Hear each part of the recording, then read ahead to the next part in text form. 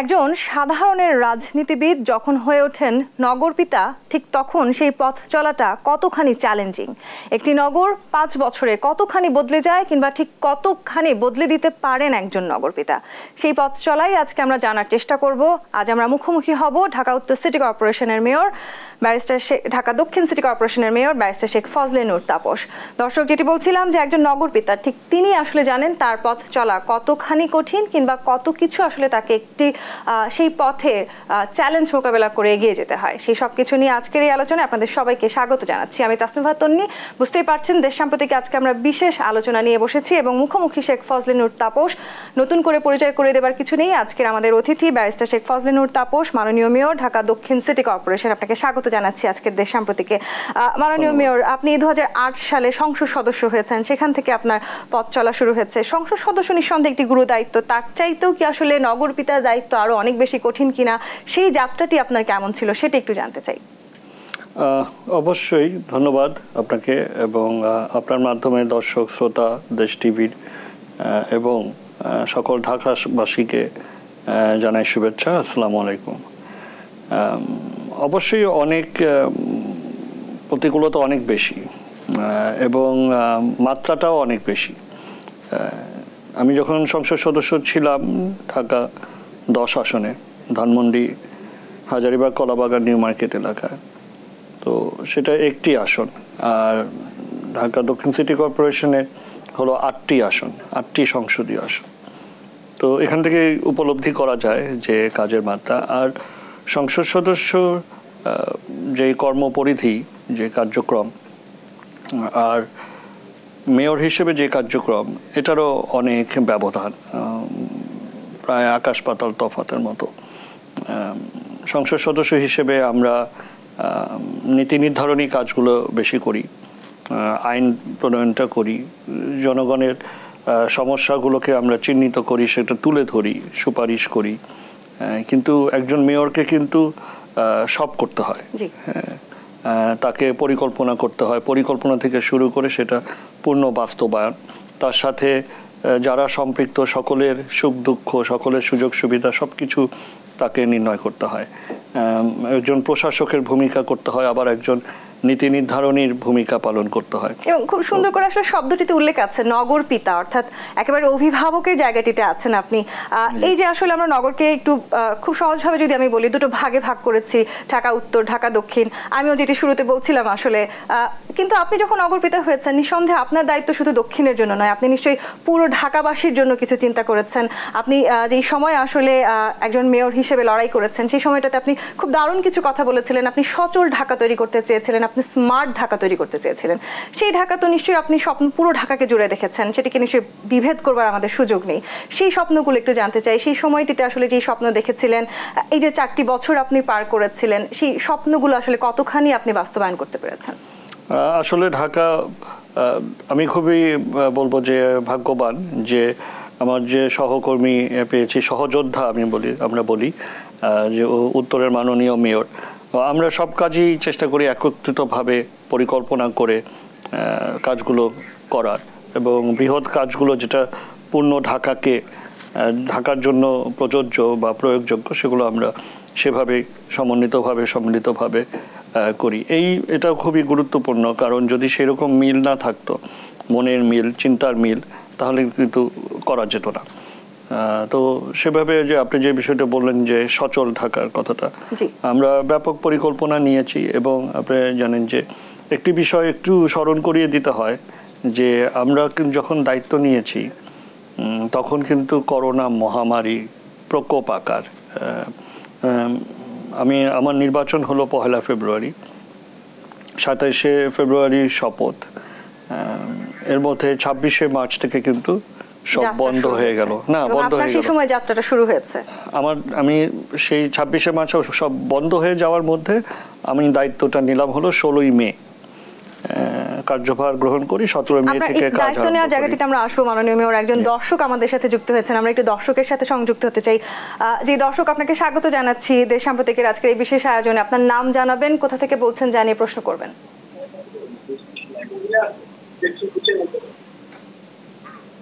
জি দর্শক বলুন, আমরা শুনতে পাচ্ছি। সাব্বির বলছি মালিবাগ থেকে। জি। আমাদের বাসার পাশে শাহজাহানপুর ঝিল একটি বড় জলাধার। মাননীয় মেয়র সাহেবের কাছে আমার প্রশ্ন, আমরা বেশ কিছুদিন ধরে শুনছি যে ঝিলটির উন্নয়ন করা হবে। আমি সুনির্দিষ্টভাবে জানতে চাইছি, আসলে আপনারা কি উন্নয়নের পরিকল্পনা করছেন, বা করে থাকলে কবে থেকে এই পরিকল্পনাটা বাস্তবায়ন শুরু হবে? জি, ধন্যবাদ আপনাকে দর্শক। মাননীয় মেয়র। জি, ধন্যবাদ আমার প্রিয় ঢাকাবাসীকে। হ্যাঁ, অবশ্যই আমরা, আপনি হয়তোবা খেয়াল করেছেন বা দেখেছেন যে ইতিমধ্যে আমি কয়েকবারই কিন্তু সেই ঝিলটা আমি নিজে সরেজমিন পরিদর্শন করেছি এবং আমাদের নকশা প্রণয়ন এই কাজগুলো শেষ হয়ে গেছে। এটা আসলে ওয়ার্ল্ড ব্যাংকের অর্থায়নে আমাদের একটি ঝিল সংস্কারের কাজ। এটাকে আমরা অত্যন্ত গুরুত্ব দিচ্ছি, কারণ আমরা ঝিল, খাল, জলাশয় এগুলোকে নিয়ে কিন্তু ব্যাপক কাজ করছি। তো সেই প্রেক্ষিতে আমরা আশাবাদী যে কিছু জটিলতা ছিল সেই জটিলতাগুলো আমরা অতিক্রম করতে পেরেছি। ইনশাআল্লাহ এবছরই ইনশাআল্লাহ কাজটা শুরু হবে এবং আমরা পুরো ঝিলটার পাশ দিয়ে হাঁটার পথ, সাইকেল চালানোর পথ, নান্দনিক পরিবেশ, উন্মুক্ত ব্যায়ামাগার, শৌচাগার, এই সকলগুলো আমরা করব যাতে করে ওই এলাকার জীবনমান ব্যাপকভাবে আমরা আশা করছি যে বৃদ্ধি পাবে। তো এভাবে আমরা প্রত্যেকটি খালি কিন্তু করছি। যে এর সাথে আমি একটু বলে নিই যে আমরা শুধু শাহজাহানপুর ঝিল না, আপনারা জানেন যে মাননীয় প্রধানমন্ত্রী আমাদেরকে একটি প্রকল্প দিয়েছেন যেটার আওতায় আমরা জিরানি খাল, মান্ডা খাল, শ্যামপুর খাল, কালুনগর খাল, যেটি 4টি বৃহৎ খাল ঢাকা শহরে, এই 4টি বৃহৎ খাল নিয়ে আমাদের প্রকল্প শুরু হয়ে গেছে।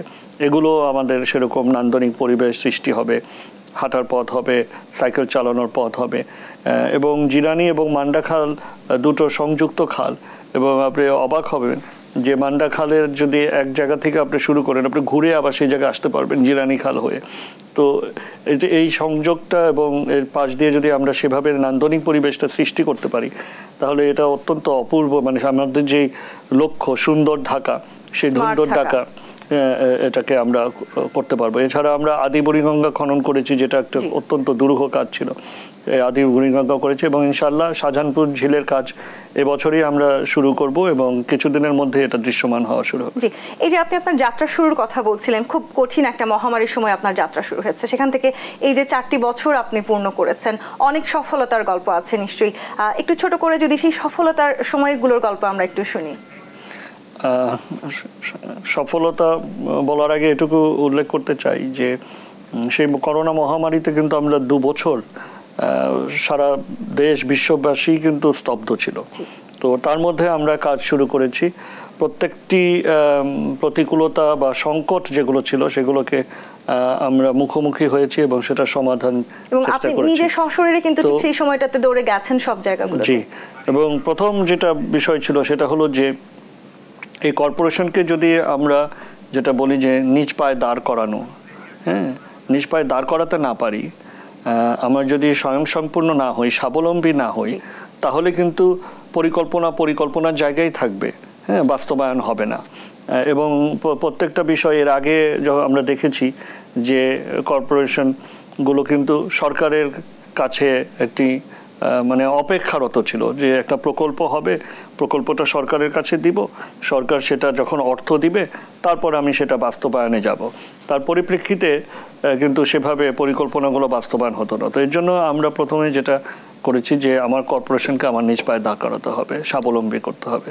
আমি যখন দায়িত্ব নিয়েছিলাম তখন আমাদের রাজস্ব আয় ছিল মাত্র 512 কোটি টাকা। আপনি উপলব্ধি করতে পারেন এত বড় ঢাকা শহরে 512 কোটি টাকা দিয়ে কিছুই সম্ভব না, এমনকি বেতন দিতেই হিমশিম খেতে হতো এবং জবাবদিহিতা ছিল না, সুশাসন ছিল না।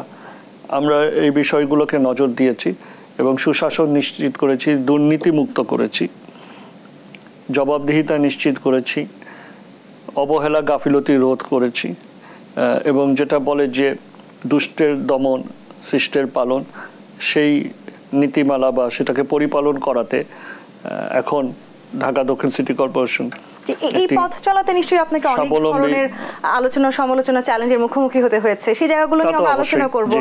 আরো একজন, আমি এটা শুধু শেষ করি যে এখন একটি আত্মনির্ভরশীল সংস্থায় পরিণত হয়েছে এবং দুর্নীতিমুক্ত। আমি এটুকু দায়িত্বহীন কণ্ঠে মানে আত্মবিশ্বাস নিয়ে বলতে পারি যে বাংলাদেশে যদি অন্য সকল কর্পোরেশন, অন্য সকল সংস্থা কর্তৃপক্ষের সাথে যদি মিলানো হয়, তাহলে ঢাকা দক্ষিণ সিটি কর্পোরেশন সবচেয়ে দুর্নীতিমুক্ত একটি প্রতিষ্ঠানে পরিণত হয়েছে।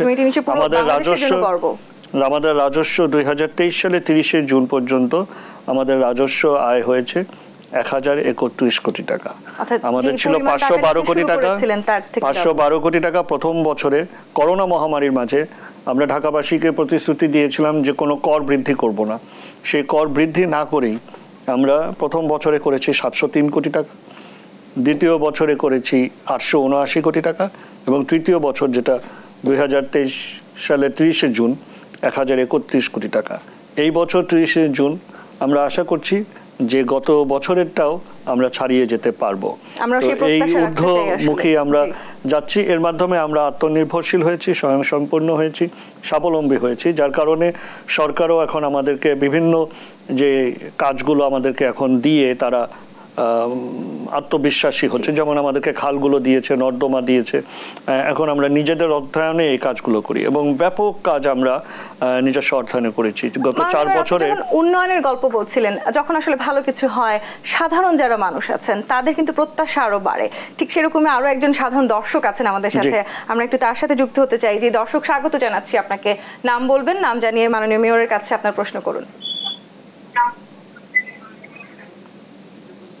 হ্যালো। জি, আমরা শুনতে পাচ্ছি, বলুন। হ্যালো। জি দর্শক, আমরা শুনতে পাচ্ছি, বলুন। মেয়র শুনছেন আপনার কথা। বলছিলাম কামরাঙ্গীরচর থানার 56 নম্বর ওয়ার্ডের বাসিন্দা মোহাম্মদ আব্দুর রাজ্জাক। আমি মাননীয় মেয়র মহোদয়কে একটি প্রশ্ন করতে চাচ্ছি আপনার মাধ্যমে। জি বলুন দর্শক, আমরা শুনতে পাচ্ছি। আপনার টেলিভিশনের ভলিউম মিউট করে দিন। মহোদয়, কামরাঙ্গীরচরকে ঘিরে আপনি একটি ব্যাহত উন্নয়ন পরিকল্পনা গ্রহণ করেছেন। অনেকেই সেই উন্নয়ন পরিকল্পনা নিয়ে নানাভাবে শঙ্কিত। ইতিমধ্যে নানা রকম গুজব ছড়িয়ে পড়েছে, কিন্তু সেখানে আন্দোলনরত দুটি পক্ষ এবং দুটি পক্ষই আপনার সাথে আলাদাভাবে বৈঠক করেছে। গণমাধ্যমের বরাতে দেখলাম যে আপনার সাথে আলাপের পর তারা সন্তোষ প্রকাশ করেছে।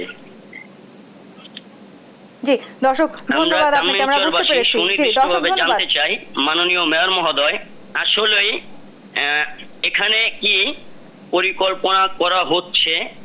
আমাদের শঙ্কিত হওয়ার কোনো কারণ আছে কিনা? জি অসংখ্য ধন্যবাদ দর্শক আপনাকে, আমরা বুঝতে পেরেছি। খুব সুন্দর প্রশ্ন করেছেন আপনি। এটাই আমার প্রশ্ন।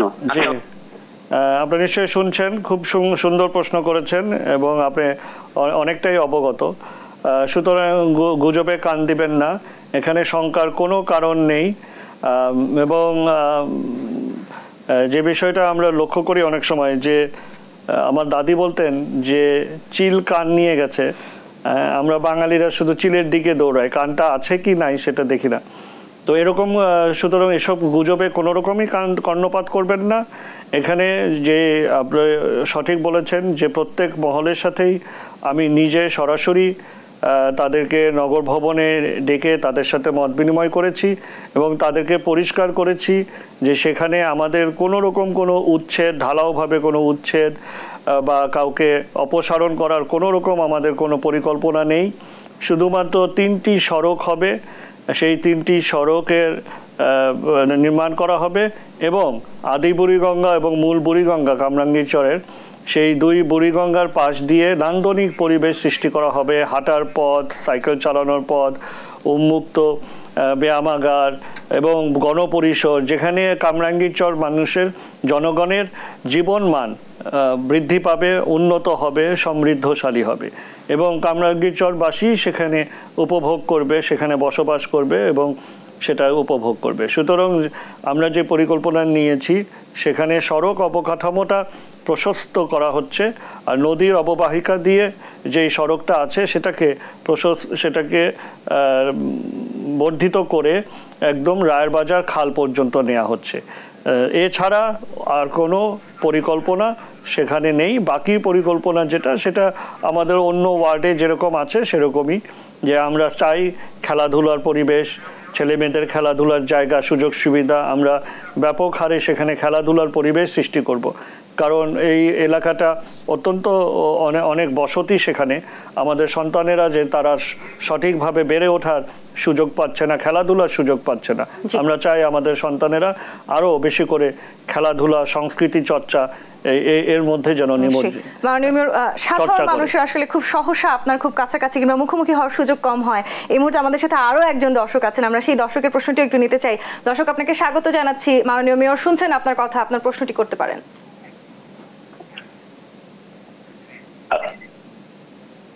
আসসালামু আলাইকুম। জি, ওয়ালাইকুম আসসালাম। দর্শক, আমরা শুনছি, বলুন। আমি নায়ক সাহেব, আমি আপনার 1 নম্বর ওয়ার্ড ঢাকা খিলগাঁও বাসিন্দা ফরিদউদ্দিন। আমার একটা দাবি আর কি, আমাদের খিলগাঁও তালতলা একটা ঝিল, একটা বিশাল জলাশয় আছে, কিন্তু বিভিন্ন অবস্থাপনা তদারকির অভাবে সেটা যেমন মশার প্রজন্মস্থল পরিবেশ, তেমনি দিন দিন ঝিলটা বেদখল হচ্ছে। এটা তালতলা ঝিল নিয়ে আপনার কোনো পরিকল্পনা আছে কিনা, নাকি অন্যান্য মেয়রদের মতো আপনিও নির্লিপ্ত থাকবেন? খিলগাঁও পুনর্বাসন এলাকাটা খুব পরিকল্পিত এলাকা ঢাকা শহরে, তা আমাদের দাবি আর কি আপনার এটার ব্যাপারে ভবিষ্যৎ পরিকল্পনা কি, নাকি আগের মেয়রদের মতো নির্লিপ্ত থাকবেন? অসংখ্য ধন্যবাদ আপনাকে। ধন্যবাদ আপনাকে। খুব সহজ সরল প্রশ্ন।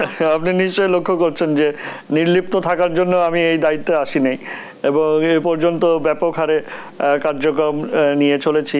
এবং আপনি অবশ্যই জেনে অবগত হয়তোবা আছেন যে ইতিমধ্যে আমি নিজেই তালতলা ঝিল কয়েক দফায় আমি পরিদর্শন করেছি, এবং আমরা গণপূর্ত মন্ত্রণালয়, সংশ্লিষ্ট রাজুক, তাদের কাছে আমরা চিঠি দিয়েছি যে ঝিল, জলাশয়, পুকুর, খাল এগুলোর সংরক্ষণ, এগুলো রক্ষণাবেক্ষণ, এগুলো পরিচালনার দায়িত্ব ঢাকা দক্ষিণ সিটি কর্পোরেশন।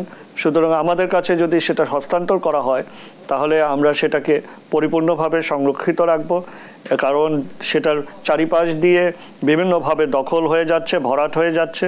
সুতরাং সেটা অনতিবিলম্বে সংরক্ষণ করা প্রয়োজন, এবং নান্দনিক পরিবেশ আমরা সৃষ্টি করব। এবং ইতিমধ্যে একটা নকশাও আমরা প্রাথমিক পর্যায়ে প্রণয়ন করেছি, যে আমরা যদি সেই জমিটা পাই, সেই জলাশয়টা পাই, তাহলে সেখান দিয়ে যাতে মানুষ, আমাদের যেই কবরস্থান আমরা নির্মাণ করেছি সেখানে তালতলা কবরস্থান, সে কবরস্থানেও পাশ দিয়ে, পুকুরের পাশ দিয়ে, জলাশয়ের পাশ দিয়ে হেঁটে আবার যেন কবরস্থানে আসতে পারে, সেই পরিবেশও আমরা করার জন্য আমরা ইতিমধ্যে একটি প্রাথমিক পরিকল্পনা নিয়ে রেখেছি। আমি আশা করব যে আমাদের গণপূর্ত মন্ত্রণালয় এবং রাজুক সেই জলাশয়টি, পুকুরটি, দিঘি আসলে বড় একটি জলাশয়, তো সেটা যদি আমাদের কাছে হস্তান্তর করে তাহলে আমরা এই কাজটি ইনশাআল্লাহ বাস্তবায়ন করতে পারবো। জি, মাননীয় মেয়র, এই যে আসলে জনগণের প্রত্যাশা শুনছিলাম, আসলে আপনার কাছাকাছি আসবার হয়তো অনেক চেষ্টা করেছে সাধারণ মানুষ।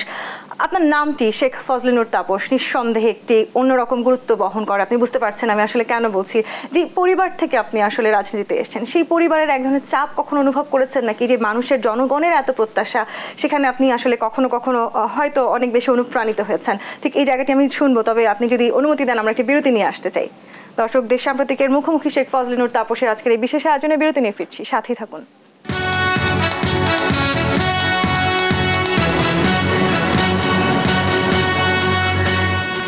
মুখোমুখি মাননীয় মেয়র শেখ ফজলে নূর তাপস। মাননীয় মেয়র, যে প্রশ্ন রেখে বিরতিতে গিয়েছিলাম, আপনার নামের একটি আলাদা গুরুত্ব আছে, সেই গুরুত্বর জায়গাটি থেকে আপনি আসলে অনুপ্রাণিত হন নাকি অনেক সময় একটু চাপ অনুভব করেন? না, পারিবারিকভাবেই আমরা যে বড় হয়েছি তখন থেকেই চাপ না, উপলব্ধি করেছি যে এই দেশ ও জাতির জন্য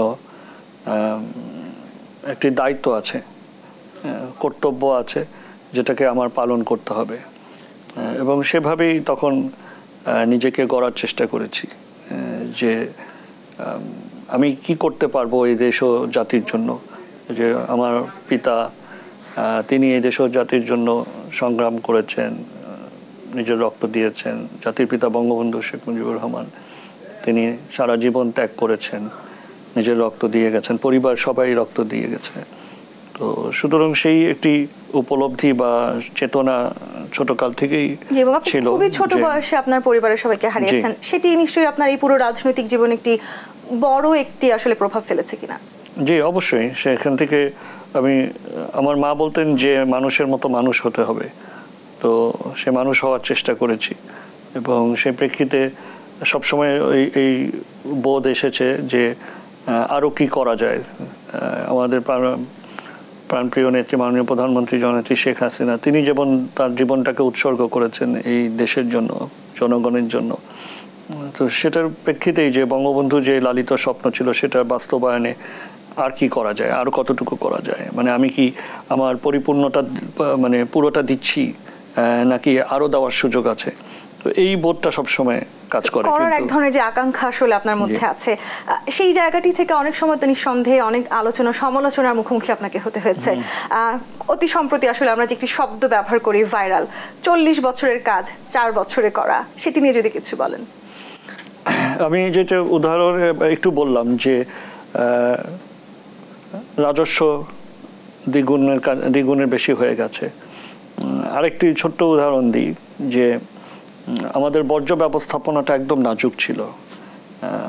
আমি নিজে খুব কষ্ট পেতাম, একজন সংসদ সদস্য হিসেবে কষ্ট পেতাম, নাগরিক হিসেবে কষ্ট পেতাম যে যেখানেই যাচ্ছি রাস্তার উপরে উপচে পড়া ময়লা, আবর্জনা, বর্জ্য। মসজিদে যেতে গেলে মুসল্লিরা সেই বর্জ্য পেরিয়ে তাদেরকে যেতে হচ্ছে, নর্দমা, হাঁটার পথ কোথাও খালি নেই, বর্জ্য পেরিয়ে মানুষকে রাস্তা দিয়ে যেতে হচ্ছে বর্জ্যকে রেখে। সেই জায়গা থেকে কীভাবে উত্তরণ করা যায়। তো আমি দেখলাম যে দায়িত্ব নেওয়ার পরে যে ঢাকা শহরে মাত্র 22টি ওয়ার্ডে অন্তর্বর্তীকালীন বর্জ্য স্থানান্তর কেন্দ্র, যেটাকে সেকেন্ডারি ট্রান্সফার স্টেশন STS বলা হয়, সেটার নির্মাণ আছে 24টা, 75টা ওয়ার্ডে 24টা। আমি এই করোনা মহামারীর 2 বছর আর বাকি 2 বছর, 4 বছরে আমি 41টা নির্মাণ সম্পন্ন করেছি। প্রায় দ্বিগুণে উন্নীত করেছেন। হ্যাঁ, 24টা ছিল, আমি নিজে 41টা করেছি। 50 বছরে 24টা ছিল, আমি 4 বছরে 41টা করেছি। তো 40 বছর বলেছি, আমার মনে হয় 40 না 50 বছর বলাটা ঠিক ছিল। তো এবং এই অন্তর্বর্তীকালীন বর্জ্য স্থানান্তর কেন্দ্র নির্মাণটা অত্যন্ত কঠিন, কারণ কেউ চায় না যে তার আশেপাশে একটি অন্তর্বর্তীকালীন বর্জ্য স্থানান্তর কেন্দ্র হোক। সবার ধারণা যে সেটা তো বর্জ্যের স্তূপ হয়ে থাকবে, ময়লা থাকবে, আমার বাসার সামনে না হোক, মসজিদের সামনে না হোক, মন্দিরের সামনে না হোক, এরকম সবারই এটা আপত্তি থাকে। আর আমাদের সেরকম জমিও নেই বা ছিল না যে জমিতে আমরা করতে পারি। তো এখানে আমার যে সম্পদ, সেই সম্পদকে রক্ষা এবং সেটার দখলমুক্ত করাটাও একটা বড় কাজ ছিল। আমি এই 4 বছরে 57 একর জমি আমি উদ্ধার করেছি, যেটা ঢাকা দক্ষিণ সিটি কর্পোরেশনের সম্পদ, এবং সেটার বাজার মূল্য প্রায় 4000 কোটি টাকার ঊর্ধ্বে। অর্থাৎ হয়তো গত 50 বছরে অনেকেই যা করে দেখাতে পারেনি, আপনি খুব কম সময়ে আসলে সেটি করে দেখিয়েছেন। 80 বছর ধরে যেই জমি দখল ছিল সেই জমি দখল মুক্ত করেছি। দুর্দান্ত। আমাদের সাথে আরো একজন দর্শক আছেন যিনি হয়তো মেয়র সাহেবের মুখোমুখি হতে চান। আমরা একটু দর্শককে আপনার মুখোমুখি করতে চাই। দর্শক, স্বাগত জানাচ্ছি আপনাকে দেশ সম্প্রতিকে। মাননীয় মেয়র শুনছেন, আপনার কথা বলুন। আসসালামু আলাইকুম। ওয়ালাইকুম আসসালাম। আসসালামু আলাইকুম। ওয়ালাইকুম আসসালাম। আমি জসিম খান বলছিলাম বাংলা মোটর পরিবার থেকে। মাননীয় মেয়র মহোদয়, ঢাকা শহরে মাঠ পার্ক অনেক কম। আমাদের এলাকায় পান্তকুঞ্জ উদ্যান ছিল, এই উদ্যানটি আমাদের এই এলাকার জন্য মোটামুটি একটা ফুসফুসের মতো। কিন্তু আমরা দেখছি যে সম্প্রতি সেখানে ঢাকা এলিভেটেড এক্সপ্রেসওয়ের কাজ চলছে এবং এই পার্কের একটা বড় অংশ দখল করে সেখানে কাজ হচ্ছে। আসলেই এই পার্ক নিয়ে হচ্ছেটা কি? আপনি এই পার্ক রক্ষায় কোনো উদ্যোগ নেবেন না? জি, ধন্যবাদ আপনাকে। স্বাভাবিক আপনার উদ্গ্রীব। আপনি অবশ্যই নিশ্চয়ই লক্ষ্য করেছেন যে ইতিমধ্যে আমরা সেই উদ্যানটাকে রক্ষা করেছি। এলিভেটেড এক্সপ্রেসওয়ে নির্মাণের জন্য পুরোটাই নিয়ে গিয়েছিল, তারা পুরোটাই তাদের দখলে নিয়ে গিয়েছিল।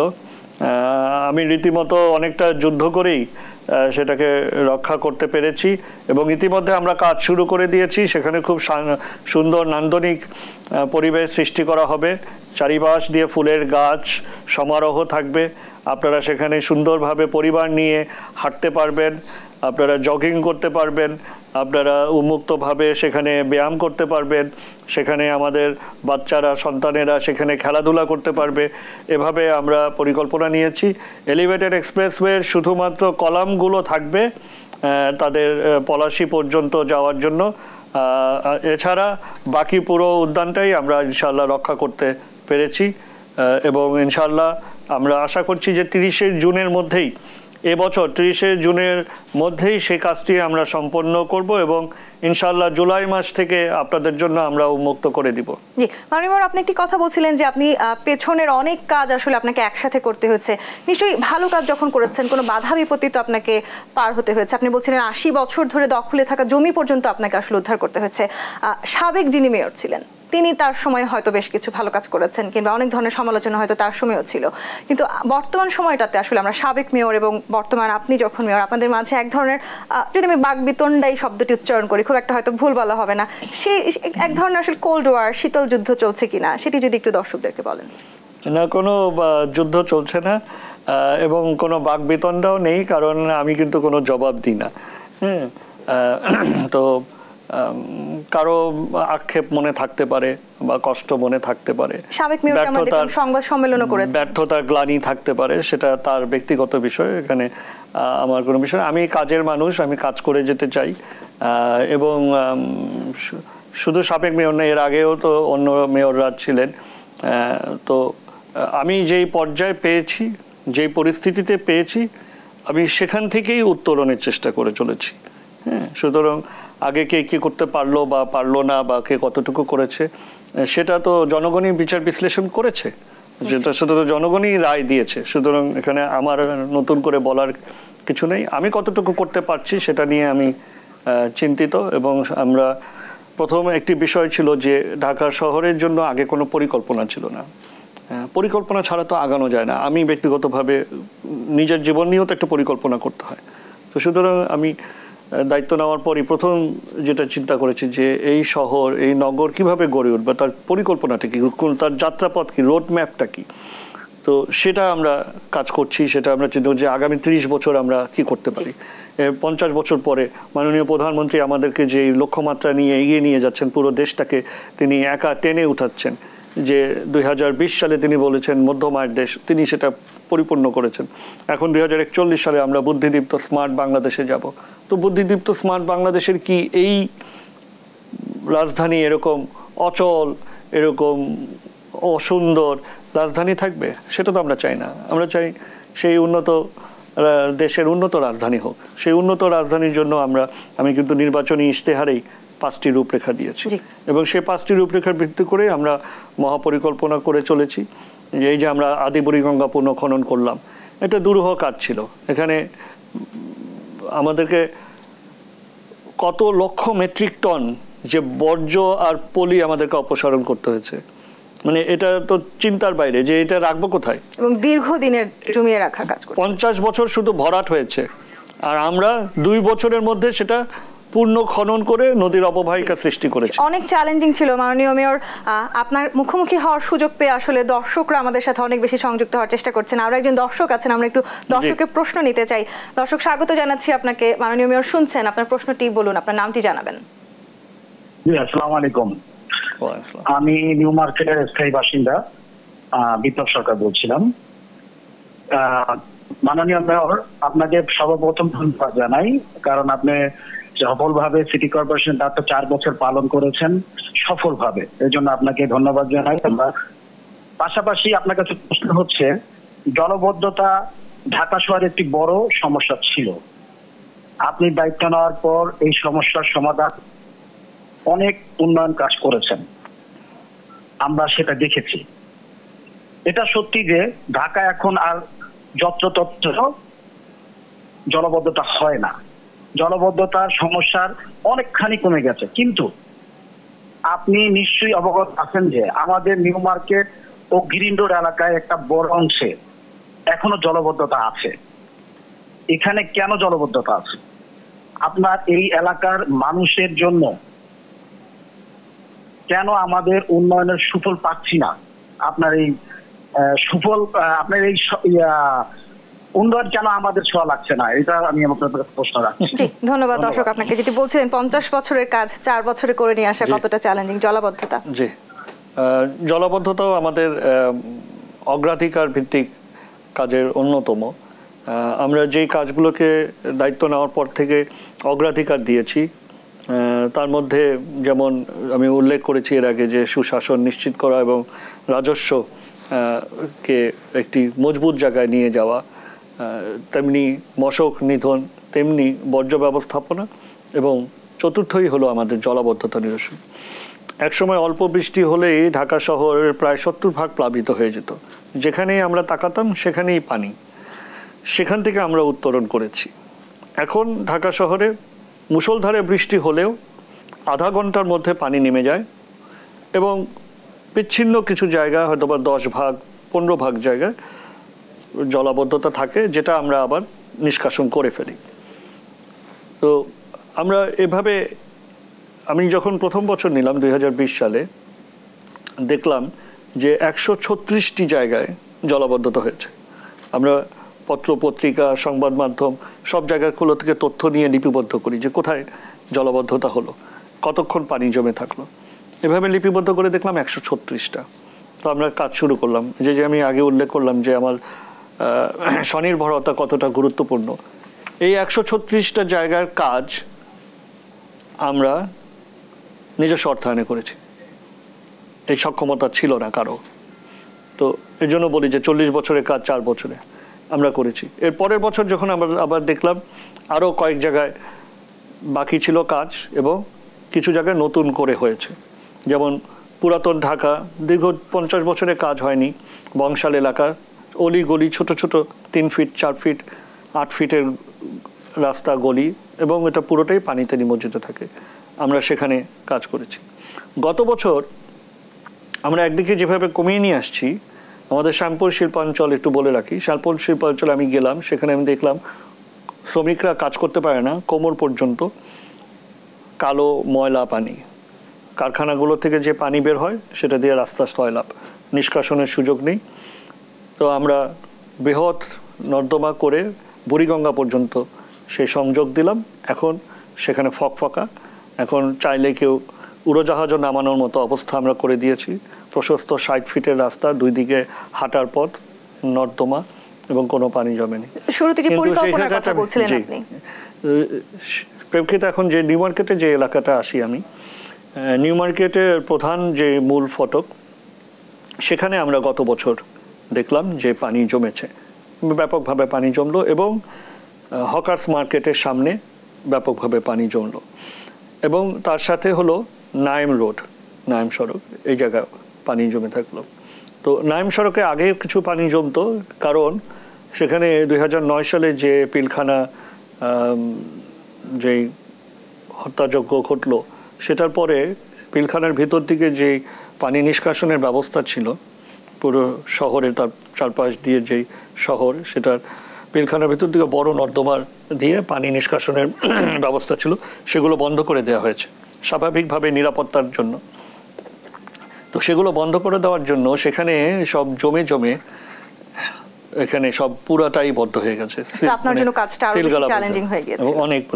তো সেই প্রেক্ষিতেই নিউ মার্কেটও সেখানে গিয়ে আমরা দেখলাম যে সেই কারণে পিলখানার ভিতর দিয়ে যে নর্দমা ছিল পানি নিষ্কাশনের, সেগুলো বন্ধ হয়ে গেছে, এবং সেখানে রাস্তা এমনভাবে করে দেওয়া হয়েছে এবং কিছু ভবনও নির্মাণ করা হয়েছে নর্দমার উপরে, যে পুরো অবকাঠামো ধ্বংস হয়ে গেছে।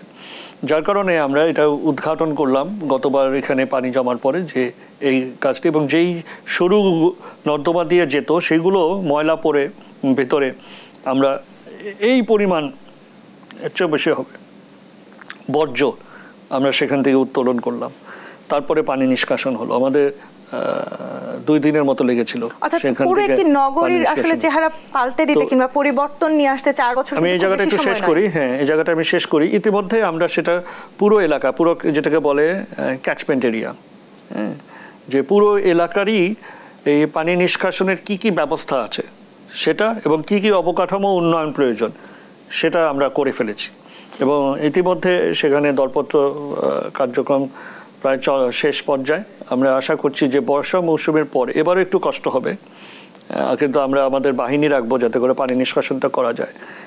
এই বর্ষা মৌসুমের পরেই আমরা সেখানে পূর্ণদমে কাজ করব এবং আমরা আশা করছি যে এরপরে আর সেখানে কোনো জলাবদ্ধতা থাকবে না। তবে গ্রিন রোডের পানি নামার ভদ্রলোক যিনি প্রশ্ন করলেন যে গ্রিন রোডে পানি এখনও কিছু জমে, ওখানে আমরা কাজ করেছি, কিন্তু আমাদের একটি বড় শঙ্কা রয়েছে যে এলিভেটেড এক্সপ্রেসওয়ে নির্মাণের কারণে সোনারগাঁও প্যাসিফিক হোটেলের পিছে যেই জলাশয়টা ছিল, যে আধারটা ছিল পানি নিষ্কাশনের যেই জায়গাটা ছিল, সেই জায়গাটা কিন্তু বদ্ধ হয়ে গেছে। এলিভেটেড এক্সপ্রেসওয়ে নির্মাণের জন্য সেটা সংকীর্ণ হয়ে গেছে। তো সুতরাং আমাদের যে গ্রিন রোডের পানিটা পান্থপথ বক্স কালভার্ট দিয়ে নামে, আমরা বক্স কালভার্টগুলো কিন্তু এখন নিয়মিত সূচি অনুযায়ী পরিষ্কার করি প্রত্যেক বছর। জানুয়ারি থেকে এই মে পর্যন্ত আমরা পুরোটা পরিষ্কার করি যাতে করে পানি নিষ্কাশন হতে পারে, কোনো কারণে প্রতিবন্ধকতা সৃষ্টি না হয়। এই জায়গাতে যেহেতু আধার কমে গেছে, জলাশয়ের পরিধি কমে গেছে, সুতরাং পানি নিষ্কাশনে একটা বাধা হবে এবং এবারও গ্রিন রোডে পানি জমে থাকতে হবে। শুধু গ্রিন রোড না, আমরা আশঙ্কা করছি যে রাসেল স্কয়ার পর্যন্ত সেই জলাবদ্ধতা কিছুটা থাকতে পারে, কারণ পানি নামাটা ধীর হবে। পানি নামা ধীর হলেই সেদিকে জলাবদ্ধতা রয়ে যাবে। অর্থাৎ যে কথাটি বলছেন, সমস্যা যেমন আছে, পরিকল্পনা আছে, আপনার আরো অনেক পরিকল্পনা নিশ্চয়ই আছে এই নগরীকে ঘিরে। সেই পরিকল্পনার কথাও আমরা জানবো, তবে আমাদের আরো একটি বিরতি নেওয়ার সময় হয়েছে। দেশাম্প্রতিকে আরো একটি বিরতি নিয়ে ফিরছি, সাথেই থাকুন।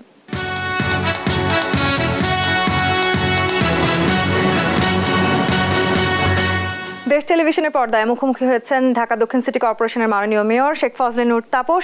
সেই মুখোমুখির জায়গাতে মাননীয় মেয়র অনেক প্রশ্ন আমরা মুখোমুখি হতে চাই দর্শকদের। আজকে হয়তো দর্শকরা একটু আপনার সাথে খুব বেশি সংযুক্ত হতে চাইছেন, আমরা দর্শকের সাথে যুক্ত হতে চাই সরাসরি। দর্শক স্বাগত জানাচ্ছি আপনাকে। মাননীয় মেয়র শুনছেন আপনার কথা, আপনার প্রশ্ন করুন। জি, আসসালামু আলাইকুম। ওয়ালাইকুম আসসালাম। আমি মাননীয় মেয়র মহোদয়ের দৃষ্টি আকর্ষণ করছি। জি, আমি শ্যামপুর কদমতলী থেকে খান মোহাম্মদ জাহিদ বলছি। আমি মাননীয় মেয়র মহোদয়কে অসংখ্য ধন্যবাদ জানাই। আপনি অবগত এই শ্যামপুর বহু শিল্প প্রতিষ্ঠান জাতীয় আন্তর্জাতিক মানের এবং হাজার হাজার শ্রমিক এখানে কাজ করে। আপনি তাদের প্রতি দৃষ্টি রেখেছেন সরাসরি যে দীর্ঘদিনের জলাবদ্ধতা আপনার সরাসরি হস্তক্ষেপের কারণে, সেই সমস্যার সমাধান হওয়ার কারণে শ্রমিকরা স্বাভাবিক হয়েছে তার কর্মকাণ্ডে এবং মালিকরা তারা তাদের কর্মকাণ্ড নির্বিঘ্নে পরিচালনা করছে, জাতীয় অর্থনীতিতে তারা কন্ট্রিবিউট করছে। এই জন্য আপনাকে অসংখ্য ধন্যবাদ। পাশাপাশি একটি প্রশ্ন আপনার কাছে রাখতে চাই, সেটি হচ্ছে আমাদের এখানে আপনি জানেন যে শ্যামপুর খাল নামে একটি খাল রয়েছে, সেখানে আমি উল্লেখযোগ্য কোনো অগ্রগতি দেখছি না।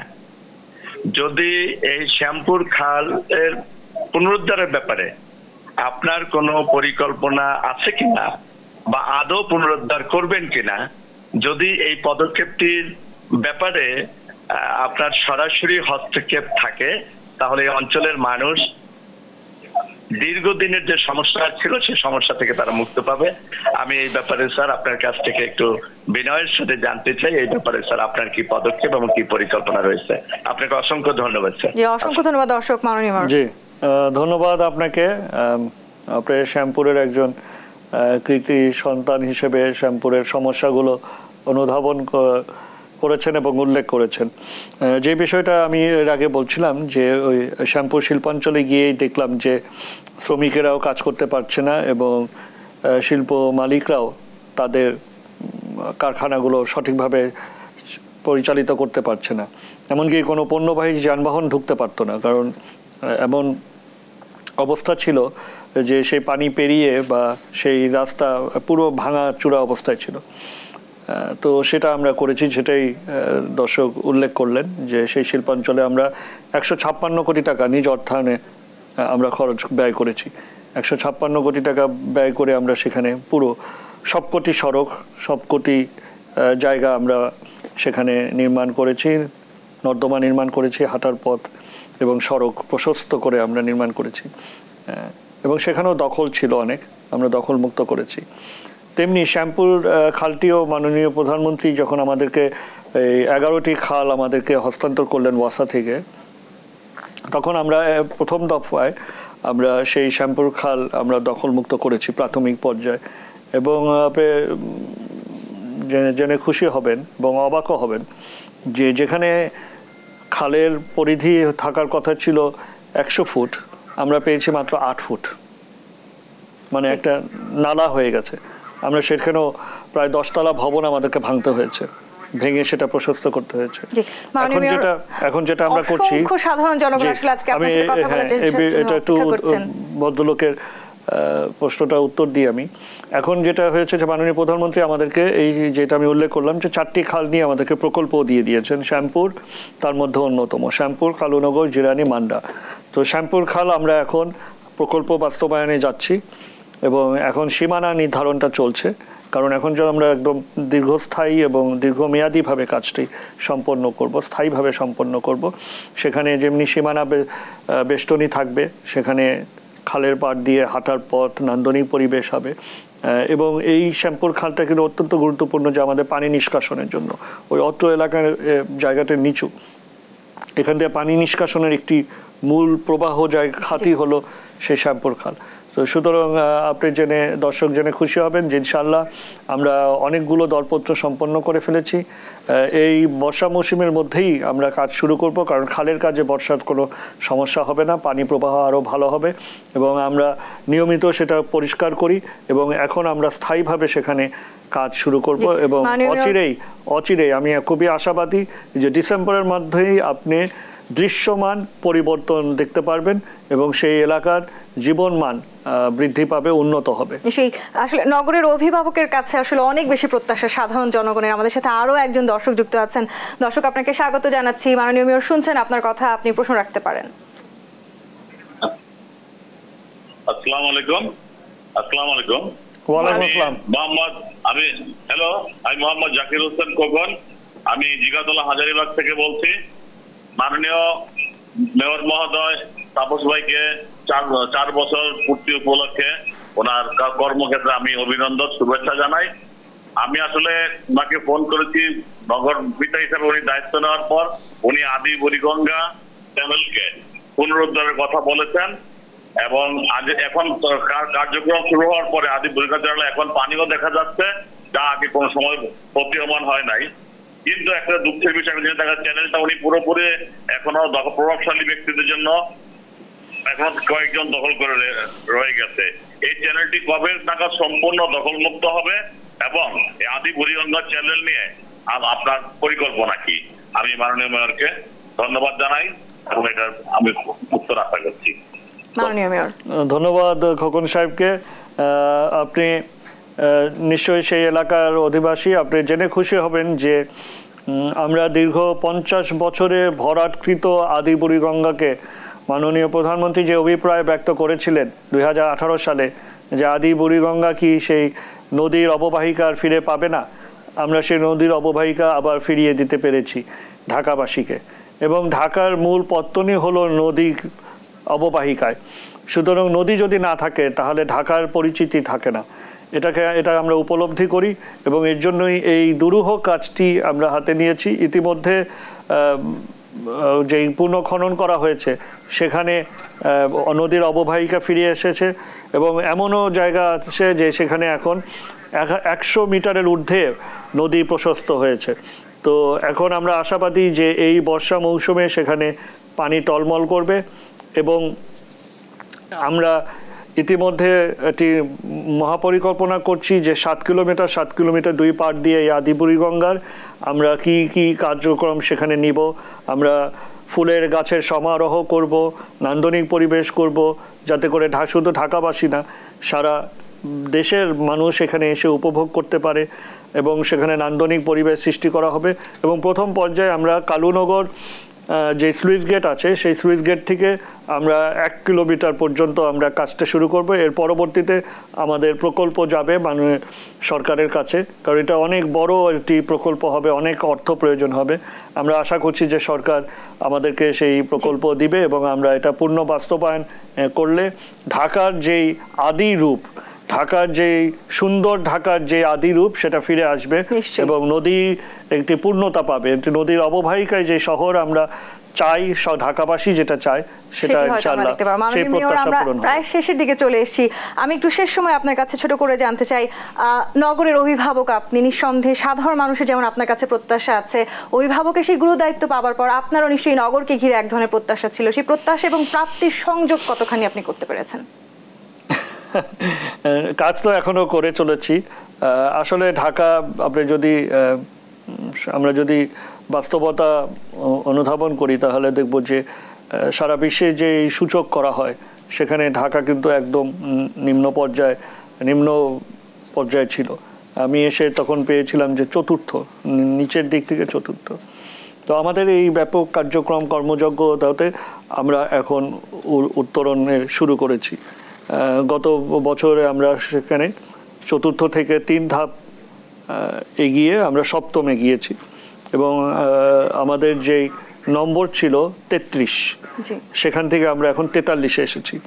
কিন্তু আমাদের এখন যে কার্যক্রমগুলো যেহেতু দৃশ্যমান হওয়া শুরু করেছে এবং আমাদের ব্যাপক কর্মযজ্ঞ আমরা হাতে নিয়েছি, আমরা কিছুদিনের মধ্যেই যেমনি পান্থকুঞ্জ বললাম, তার সাথে সাথে ওসমানী উদ্যান, আমাদের একটা দীর্ঘ প্রতীক্ষিত একটি উদ্যান, সেই উদ্যানটার কাজ আমরা শুরু করতে পেরেছি। অনেক জটিলতা ছিল, সেই জটিলতা উত্তরণ করে আমরা শুরু করেছি এবং ইনশাল্লাহ সেটাও আমরা 30শে জুনের মধ্যে শেষ করে জুলাই মাসে উন্মুক্ত করে দিব। আমাদের খালগুলো, যে 4টি খালের কথা বললাম, এই 4টি খালের নান্দনিকতা যদি আমরা সৃষ্টি করতে পারি, আদি বুড়িগঙ্গার নান্দনিকতা যদি আমরা সৃষ্টি করতে পারি, তাহলে কিন্তু আমাদের যে প্রত্যাশা সুন্দর ঢাকা, সেই সুন্দর ঢাকা যেটা আমি আমার নির্বাচনী ইশতেহারে বলেছি, আমার নিজেরও স্বপ্ন, সেই সুন্দর ঢাকা ইনশাআল্লাহ আশা করছি উন্নয়নের এই যাত্রায় আপনার হাত ধরে আসলে ঢাকা দক্ষিণের যে কোটি জনতা আছে তাদের সেই উত্তরণের পথে যাত্রা শুভ হোক, সেই কামনা কিন্তু আমরা করতেই চাই এবং আপনার এই 4 বছরের যাত্রা আসলে বাংলাদেশকে আরো অনেকখানি দূরে এগিয়ে নিয়ে যাবে, সেই প্রত্যাশাও আমরা আপনার কাছে রাখতে চাই। নিশ্চয়ই আপনার গুরু দায়িত্বের এই সময়টা থেকে আপনি দেশ টেলিভিশনকে খানিকটা সময় দিয়েছেন এবং আমরা আপনাকে জনগণের মুখোমুখি করতে পেরেছি, সেটি আমাদের জন্য হয়তো আজকে খুবই কম সময় ছিল। পরবর্তীতে নিশ্চয়ই আমরা আপনার কাছে আরো বেশি সময় নিয়ে জনগণের মুখোমুখি করতে পারবো, যেটিকে আমরা খুব সহজ হয়তো বলতে পারি শেষ হয়ে হইল না শেষ। পরবর্তীতে আমরা চেষ্টা করবো আবারও মাননীয় মেয়র আপনাকে মুখোমুখি করতে। সাধারণ জনগণের অসংখ্য ধন্যবাদ আপনাকে আমাদেরকে সময় দেওয়ার জন্য। দেশ টিভিকেও ধন্যবাদ, যারা প্রশ্ন করেছেন তাদেরকেও ধন্যবাদ, ঢাকাবাসীকে ধন্যবাদ। দর্শক, শেখ ফজলে নূর তাপস মুখোমুখি হয়েছিলেন দেশ টেলিভিশনের পর্দায় সাধারণ জনগণের। হয়তো আপনাদের অনেক প্রশ্ন আজকে আমরা সময় স্বল্পতার জন্য নিতে পারিনি, তবে আমরা চেষ্টা করব মাননীয় মেয়রকে মুখোমুখি করতে আবারও আপনাদের। হয়তো যতখানি প্রশ্ন আপনাদের করবার ছিল সেই প্রশ্নগুলো আগামীতে আপনারা করবেন। এতক্ষণ দেশ সাম্প্রতিক আমাদের এই বিশেষ আয়োজনের সাথে থাকার জন্য অসংখ্য ধন্যবাদ।